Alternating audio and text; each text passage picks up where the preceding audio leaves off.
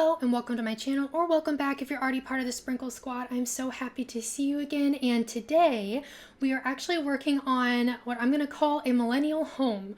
So basically this is based off my experience doing a lot of home buying, and also as a millennial I feel like it is the experience that a lot of people have, at least where I live. And I know in another video I mentioned that I kind of wanted to do like a millennial gray build, and I feel like millennial gray gets, I don't know, a lot of, hate, and a lot of, people really don't care for it, that kind of thing, which personally, like, my house kind of ended up being millennial gray for a while there, and I feel like that was before millennial gray was recognized to be a thing, if that makes sense. And I mean, I am a millennial, so I guess it kind of makes sense that I did kind of fall into that millennial gray. And I've recently changed how I want to decorate my home, so I don't have as much gray anymore. So to be clear, this is not a build that is made to, like, be hating on millennial gray or anything like that. But I tried to really base this on kind of, at least in my perception, the experience of buying a house these days. So I wanted to make the exterior to be what looked like a new construction. So at least where I live, usually those new constructions have smaller driveways. They have a little bit of pine straw, tiny little like bushes kind of planted in the front to make it look pretty. I feel like it usually has this like tiny faux porch kind of thing. So I had these pillars put in, and there's something about a lot of the houses, at least where I live, where there are shutters on some of the windows, but not all of them. They're never on the ones that are around the house, only on the front, and not on all of them. So it's things like that that I try to pick out from my experience buying homes and making it just, relatable, hopefully, to some people, especially if you're someone that's been looking at houses. And I also, again, mean no like hate or shame or anything like that for new constructions. My last house was a new construction, so it is, but it's like what's out there, at least, where I live, there's just so many of them. That's kind of your option a lot of times, is new constructions. And I think just people aren't moving, and there's a lot of people trying to buy houses, if that makes sense, and so stuff is just popping up everywhere. So that's what I kind of wanted to go with. I feel like a lot of times the new constructions have some sort of brick or stone accents, usually kind of on the bottom of the house, if that makes sense. So it's usually not a ton of brick and not a ton of stone, but more like siding paired with little accents, if that makes sense. I also opted to do a one-story home, which I do feel like is not as common either. I feel like a lot of new builds are 2 stories just because land is also expensive where I live. So if you build up, you can get more house for the money, if that makes sense. So I feel like there's just not a lot of one-story homes. Although I feel like one-story homes are awesome because it's just honestly easier to live on one story, but it's just not a lot of times realistic in terms of money for most people where I live. So I kind of wanted to speak to that and just kind of use the one story instead. And I feel like a lot of times the roof lines look a little odd in the back of the house. Like in the front, they look very grand and well put together, and then in the back it just kind of is like a weird slopey thing. Do you know what I mean? It's all about how it looks from the front. Now, mind you, I love this whole house. I feel like it came out really well, and I wanted this to be a family home, so I made it a 2-bedroom, 2-bathroom, and I really tried to lean into that millennial gray, trying to use a lot of trends I've noticed, at least for me. And I've used this like wooden floor. I imagine it's like the LVP flooring that's kind of everywhere. I leave it like in the kitchen as well, which again, this is what my house is like. I have the LVP floor throughout basically my whole downstairs, and except for the 1 bedroom I have downstairs is carpet. And I feel like a lot of times the carpet is in the bedroom. So I did put like a kind of flat looking carpet in both of the bedrooms, and made sure to, like I said, include 2 bathrooms here as well as a little laundry room. But again, just one that's kind of squeezed in there, like they made it work.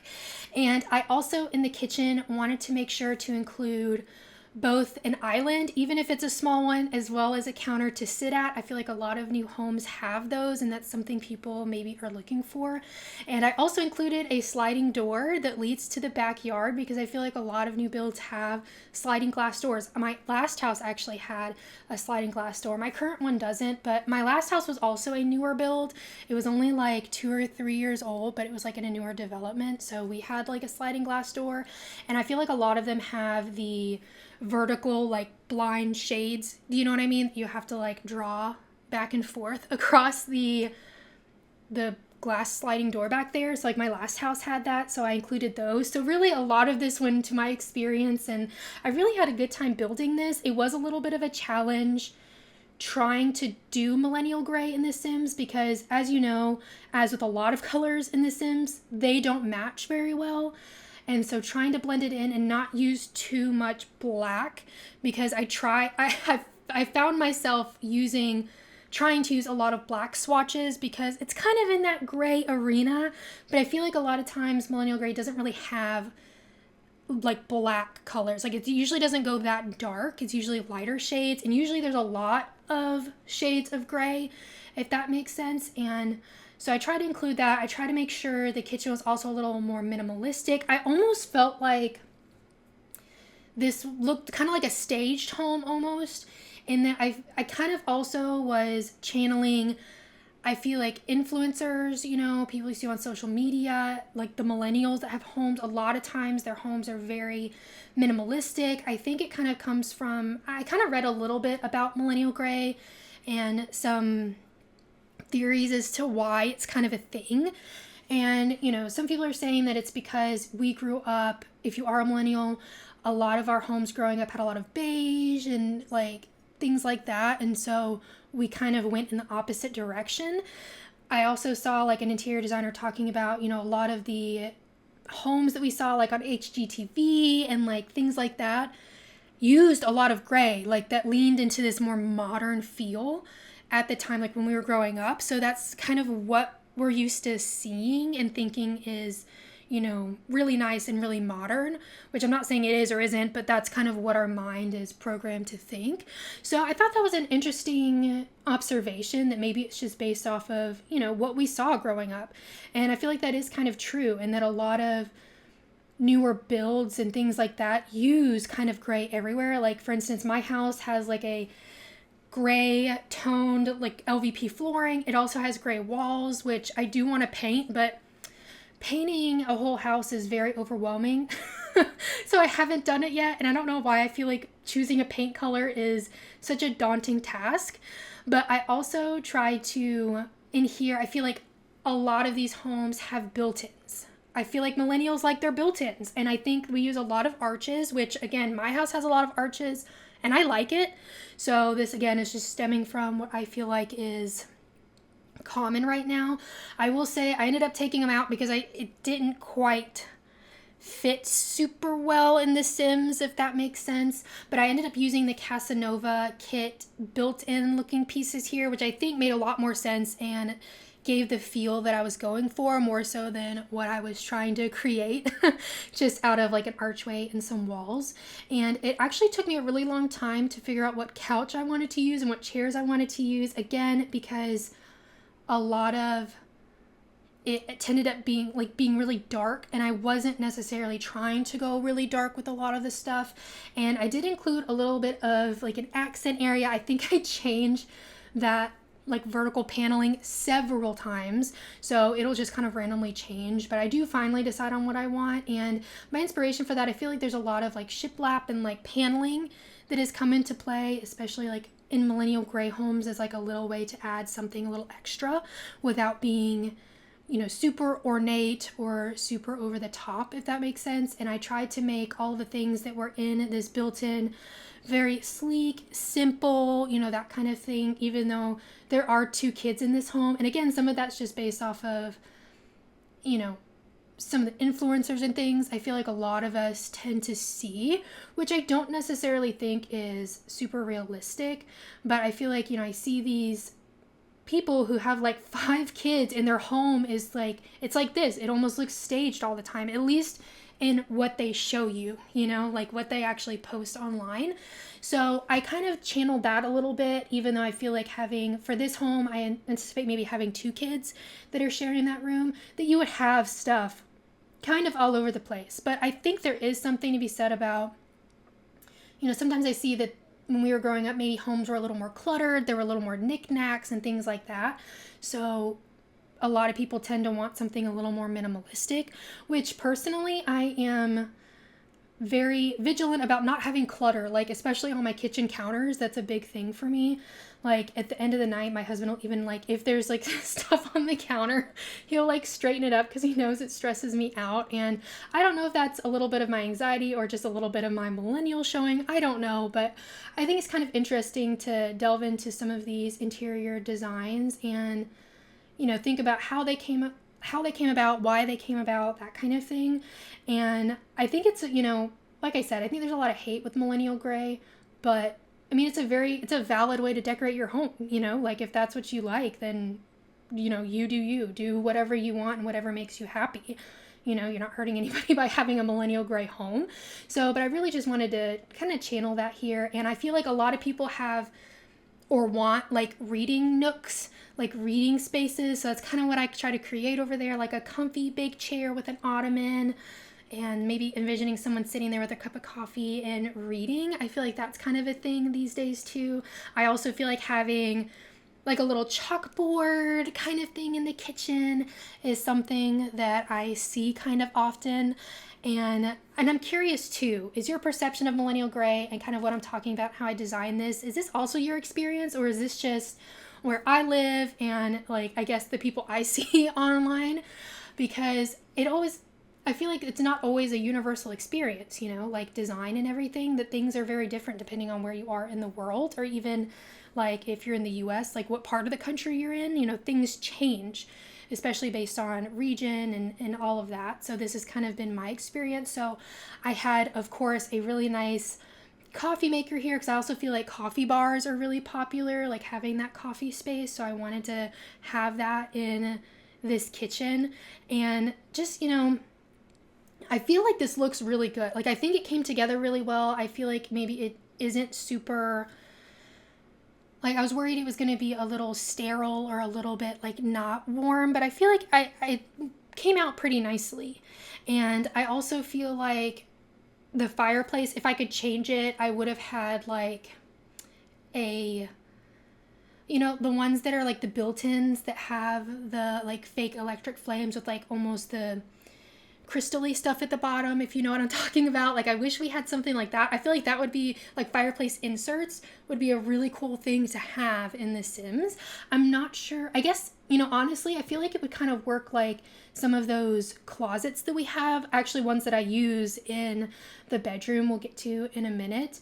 And that might be a way to do it, something that kind of slots in almost like a window into the wall. I feel like would be kind of cool to have. I feel like I try to create those things sometimes, and I feel like in this case would have been really nice and realistic to have. I mean, I feel like having separate mantles would be kind of cool too. I mean, I'm asking for a lot of items here, but I think it would be kind of cool to have. And here for the parents' bedroom, I thought maybe having some like built-in wardrobes would be kind of nice. And I definitely struggled a bit choosing a bed for this room, and I think it came down to whether I wanted to go with a darker bed or if I wanted to go with just like mostly just a white bed, given what we have in the game. Like there was I think it was this Dream Home Decorator bed, very similar. I liked the color of the bedding more, but it had a darker brown bed frame, which I really tried to avoid. I feel like I almost never see any kind of brown wood tones in millennial gray homes. So I tried it and I just couldn't. I'm pretty sure I swapped it back because I just couldn't keep it. Like it felt like it stuck out, you know what I mean? Like it really stuck out. And it was actually kind of interesting the other day. I was looking at Zillow, as one does, and there was this house that definitely was that millennial gray, and it honestly, I don't know how they did this, but it looked like they took pictures of a home and swapped it to black and white. Like it an interesting look to it. Like, it didn't just look like it was gray. It looked like someone had made the picture like a grayscale or something. I don't know. If you know what I mean, there's kind of a little bit of a difference. And it was just, I literally sat there mesmerized just looking at these pictures. Like, I still don't know if that's what they did or not. Like, I'm actually still not sure. Like, I feel like they probably didn't do that, but I don't know. And I did want to put a little seating area, which I feel like is kind of popular too. I see a lot of having in a bedroom. And even though I feel like a lot of times the chairs get covered in clothes or something, I feel like not a lot of people actually use that space. But then I remembered I didn't put in a door for the bathroom, so I ended up having to change that area a little bit when I went to go do the bathroom, because I realized your sim can't get in or out of it. And I did actually end up putting the collage of picture frames there in the bedroom as well, which I feel like I see a lot of, having that collage of like family photos. So, you know, you can fill that with your Sims pictures, that kind of thing. And I did try to use some of the new sleek bathroom items in here, although I felt like maybe the sink didn't quite fit into like my vision for the house, if that made sense. But I did like the shower and having that glass. I feel like there's a lot of glass in newer homes too, especially when it comes to the shower, which is nice. But at the same time, if you have experience with that, you have to be very vigilant and like get the water off of it after you shower. Otherwise you'll get like this staining on it and stuff. So it's a little higher maintenance. So it's one of those, it looks really nice, but it makes more work for you. I feel like it's like those standalone freestanding tubs that people put, and then I'm like, then you have to clean like all around it. It just makes your life more difficult, even though it looks really nice and really cool. And I know this is a kind of weird looking laundry room, but this has been play tested, so your Sim shouldn't have any issues getting around or doing what they need to do in this home. And this is already up on the Sims 4 gallery if you would like to download it under my ID, Spice and Sprinkles, all one word, all lowercase, and down in the description if you want to see it written out. And I imagine that this bathroom was the kids / like guest bathroom, so if they have people over. So I also imagine that like whoever owns this home, when they were decorating, I feel like, again, this might be more of an influencer thing, but that even the kids' bedrooms are very matching, you know what I mean, and really well put together and that kind of thing, which you'll see what I mean. I feel like when we get there, I feel like realistically, kids' bedrooms are a little more mixed matched and a little all over place, a little more colors, you know what I mean? Like kids just kind of, I feel like change their mind, you know, what do they like? And they like a bunch of different things, but I imagine that this is kind of, you know, well put together, which is also why I said that this almost feels like a staged home. Like if you've ever been to one of those big developments, you know, and you can go and visit their office and they take you to the different sample builds that they have, like this would be a sample build, you know what I mean? Like this is a kid's bedroom, but it's still very put together. Like typically I like to have different bedding if I have multiple beds in a room for kids, because I figure they have different tastes and they want different bedding. But like I had the same thing and kind of went with that paneling on the wall, and again it looks very influency, Instagrammy kind of to me, if that makes sense. And I think it still looks really nice. I end up putting a lot of Dream Home Decorator in this room. So we have I made those little nightstands, and then I also did like a giant built-in basically on this back wall for all of their stuff, which again, I imagine like kids, you just need a lot of room for stuff, you know, they have a lot of things. So I figured that's kind of where they put everything. I do end up putting like a toy box and stuff in here. And in the backyard, when we get there, again, I tried to make things very simple, you know, since it's a newer build. Again, it might have the original landscaping, and, you know, maybe they haven't done a ton of stuff with it, if that makes sense. Like they end up putting a swing set in the backyard, you know, they have a little table and a grill out there. I did put some like gardening boxes, so your Sim does have something to do. And I also did put a laptop on the counter in the kitchen, so your Sim does have access to a computer, since there was so much seating in this house, and like there's only, I anticipate maybe 4 Sims living here. You definitely don't necessarily need all those chairs unless your Sims have like company over. So I figured you might as well use one of those spaces for, you know, an office. And I feel like, again, you know, a lot of millennials and things like that, like you kind of work off your laptop and you kind of work wherever in the house, if that makes sense. Like I have a dedicated office and so does my husband, but I don't know how common that is. I feel like it's more of a, I take my computer and just do stuff wherever in the home, you know what I mean? So that's kind of what I figured they were doing. And I feel like a lot of times new constructions, especially on smaller lots, they're just smaller. Like you wouldn't necessarily have a dedicated office space, especially in a 1-story. So that's kind of what I was channeling here. So hopefully your sim doesn't need an actual office if you decide to download this. But of course, if you want to download this and make the kids' room an office instead, you can of course do that. And I feel like a lot of constructions, usually newer constructions, have like a small cement patio out back, which again, I had that in my last house. And I have, you know, a patio here as well in my new house, but it has like a cover, which is really nice. But I feel like a lot of times they don't have any kind of covering, and I end up just adding, like I said, some garden boxes back here kind of for a hobby for your Sims. And I put like hopscotch and like the marble circle here as well. And I end up making the patio a little bit bigger because I wanted all of that stuff to be on the patio, because it kind of looks like it was drawn in chalk, and I didn't feel like it made a whole lot of sense to put that on the grass, because you wouldn't use chalk on grass. So I wanted to put that on the patio, and I just thought it looked super cute.